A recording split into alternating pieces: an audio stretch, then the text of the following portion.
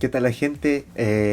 Me presento, soy Camilo Aburto de la Primera Iglesia Bautista de Puerto Montt. Soy parte de redes y comunicaciones de la UNJ y el día de hoy se me encomendó de resumir el libro de Deuteronomio. Ahí va a aparecer. Y voy a tratar de exprimir lo que más pueda en este libro. Así que vamos para allá. No se diga más, vamos al libro de Deuteronomio. Deuteronomio es el quinto libro de la Biblia y el último libro de la Torá. Nos vamos a detener un poquito acá. Te preguntarás, ¿qué es Torá? Y no es la Torá, no es nada relacionado con eso. Torá significa libro de la ley mosaica de los judíos, que consideran que contiene una revelación de Dios. Así que para que sepas qué es Torá. Sin más que agregar, se van. Después del éxodo de Egipto, Israel estuvo en el monte Sinaí por un año, entrando en un pacto con su Dios. Y bueno, luego tuvieron un viaje terrible, malo, bélico, a través del desierto. Y la generación del éxodo se descalificó de sí misma para entrar a la tierra prometida de Abraham. Así que Deuteronomio comienza con Moisés delante de esta nueva generación, explicándoles la Torá. Y es a partir de aquí que el diseño y el propósito del libro se desarrollan.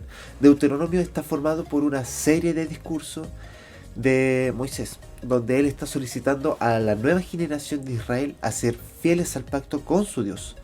Y el centro del libro están las leyes, las cuales son los términos del pacto de Dios e Israel.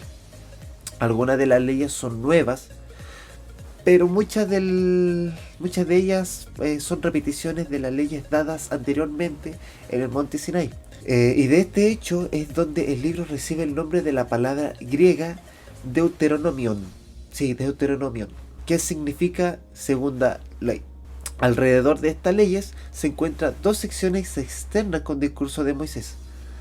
Moisés resume la historia hasta ahora y resalta los rebeldes que fueron la generación anterior, contrastando con la gracia constante de Dios y su provisión en el desierto. Y Dios sí trajo su justicia sobre ellos, pero Él no abandonó su promesa del pacto. Después sigue una serie de sermones muy apasionadas. Era demasiado apasionado este cabro. Moisés llama a esta nueva generación a ser más fieles al pacto de lo que sus padres habían sido. Y es ahí donde le recuerda los 10 mandamientos. También está la enseñanza famosa llamada el Shema. Moisés dice: escucha, oh Israel, el Señor es nuestro Dios. El Señor es nuestro Dios, perdón. El Señor uno es. Amarás al Señor tu Dios con todo tu corazón, con toda tu alma y con toda tu fuerza. Que eso está en Deuteronomio 6, 4 al 5. Esto fue una oración muy importante en el mundo de los judíos en ese entonces, y unen los temas de este libro. Y así que la palabra escucha, llamada Shemai, en hebreo su significativo es mucho más que escuchar o que oír. Significa responder a lo que oyes. Y como dirían nuestros papás, cuando ellos nos piden hacer algo pero nosotros no le hacemos caso, ellos nos dicen obedece. Así como ya resumiendo esa parte, significa responder a lo que oyes y obedecer. La palabra amarás en hebreo su significativo es mucho más que una emoción. Se trata de una decisión de todo corazón a Dios, la cual está nuestra voluntad y nuestras emociones, nuestra mente y nuestro corazón. Entonces, para Israel la obediencia y la devoción a Dios tenía un propósito mucho más grande, donde la obediencia a la ley de Dios haría que Israel fuera un pueblo único entre las naciones, así como Dios lo dijo en el monte Sinaí, donde ellos se iban a convertir un reino de sacerdotes. Eso dice en el libro de Éxodo, capítulo 19. Entonces Israel tiene la oportunidad de mostrar al mundo entero la sabiduría y la justicia de Dios obedeciendo las leyes de Dios. Tenía la oportunidad para mostrarle a todo el mundo esa sabiduría y la justicia de Dios, obedeciendo las leyes de Dios. La otra parte del Shema es que Israel estaba llamado a obedecer, o como dice literalmente en hebreo, el Señor uno es. Para entender es que Israel solamente debe adorar solo a un Dios, al único Dios. Entonces las personas en esta historia adoraban a un sinfín de ídolos que representaban a los diferentes aspectos de la creación. Entonces para Moisés, adorar a estos dioses podría destruir las comunidades, pero al adorar a Dios de Israel, el Creador, el Redentor, podría guiar la vida y la bendición. Ya en la mitad podemos ver la adoración de Israel a su Dios. Ellos debían tener un templo central donde debían adorar al único Dios, pero también Dios debía ser adorado mediante al cuidado del pobre. Debían tener miti. O sea, su ingreso anual iba hacia el templo, pero el otro décimo debía apartarse cada 3 años para ser entregado a los pobres. Esto era la clase de leyes que ponían a Israel a la vanguardia de la justicia en comparación a sus vecinos antiguos. Pero todo estaba conectado a la adoración de Dios. La siguiente parte describe las cualidades de carácter de los líderes de Israel. Los ancianos, los sacerdotes y los reyes estaban bajo la autoridad de las leyes del pacto, donde Dios dijo que iba a cumplir enviando a profetas para pedirle cuenta a los líderes. Después vienen las leyes acerca de la vida civil, sobre matrimonio, familia y negocios. Y está también la justicia social, donde está la protección de la viuda, el huérfano y el extranjero. Luego de estas reglas concluye con más leyes sobre la adoración.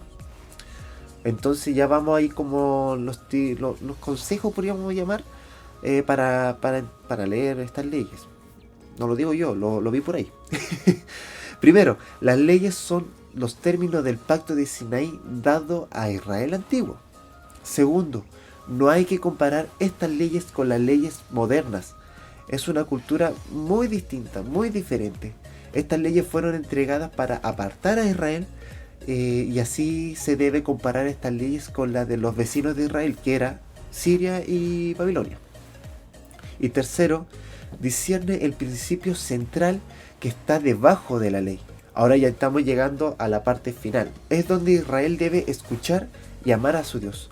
Moisés emite una advertencia donde dice que si escuchan y obedecen, va a haber una bendición, pero si se rebelan y no obedecen, habrá devastación y exilio.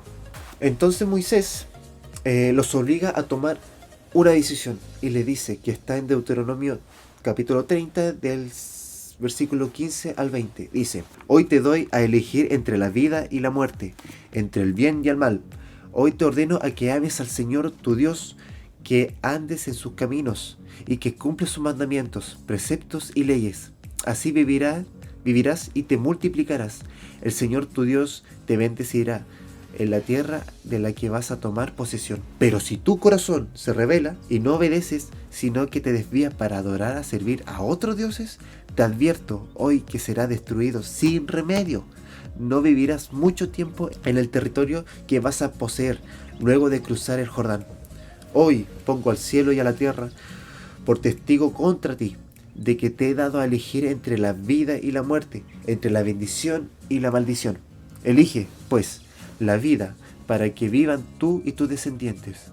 Ama al Señor tu Dios, obedécelo y sé fiel a Él, porque de Él depende tu vida, y por Él vivirás mucho tiempo en el territorio que juró dar a tus antepasados. Moisés también dice que después de su muerte, ellos se van a rebelar y terminarán en el exilio, la cual se escucha demasiado decepcionante. Pero él ha estado con esta gente por muchos años y está claro que su esperanza es muy mínima. Pero no todo está perdido, dice Moisés. Cuando Israel esté en el exilio, en algún punto ellos van a volver a Dios para que circuncidara su corazón, para que puedan amar a Dios y vivir. Esto es una metáfora de que algo está mal con el corazón de Israel. Es necio y duro. Y es lo mismo con el corazón de nosotros, con el corazón de la humanidad, la cual nos lleva de regreso a la rebelión en el jardín del Edén. Si volvemos a Génesis, la cual Pablo ya explicó, donde ellos quisieron definir por sí mismos el bien y el mal, donde arruinaron el mundo bueno de Dios. Pero Moisés dice que un día Dios hará algo para transformar los corazones de su pueblo, para que puedan escuchar y así amar a Dios con todo el corazón y así ser llevados de vuelta a la vida verdadera. Y ya llegando ya a la muerte de Moisés, él termina con un poema de advertencia y luego con un poema de bendición. Y bueno, sube al monte, sube a la montaña y muere.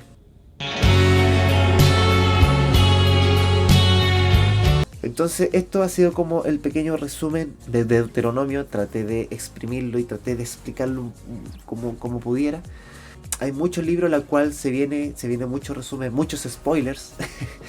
Así que eso, muchachos, muchas gracias por escuchar, por leer. Suscríbete a... No, mentira. Que el Señor le bendiga y nos vemos en otra ocasión. No se diga más, nos vemos.